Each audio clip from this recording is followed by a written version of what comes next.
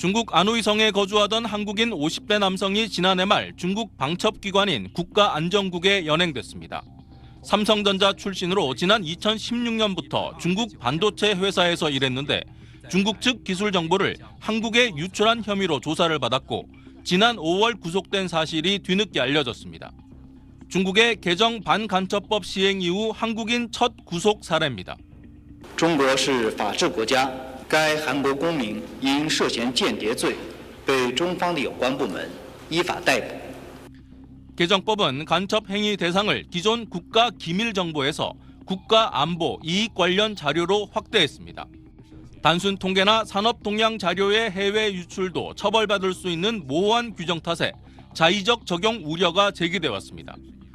외국인 감시가 부쩍 강화되면서 올 들어 한국과 호주, 유럽 국가의 중국 주재 외교관 숙소가 수색당하는 일도 잇따르고 있습니다.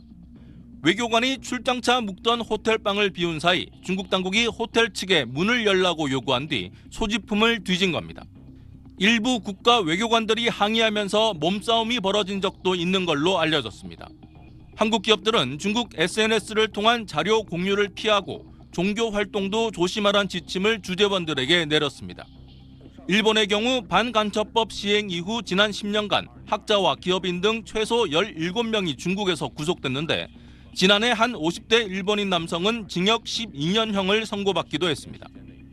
최근 미국과 일본, 한국 등에서 중국으로의 핵심 기술 유출 단속을 강화하자 중국이 맞대응에 나섰다는 분석도 나옵니다. 베이징에서 SBS 정영태입니다.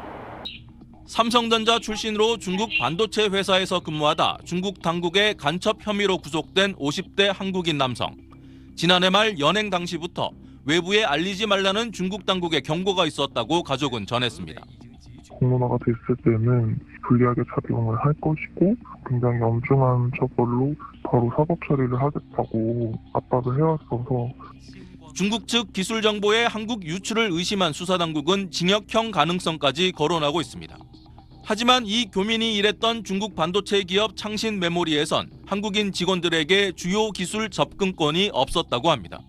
맡고 있던 업무들은 보편적인 기술이기도 했고 한국인에 대한 보안이 철저했고 그런 업무에 관한 권한이 굉장히 적었다고.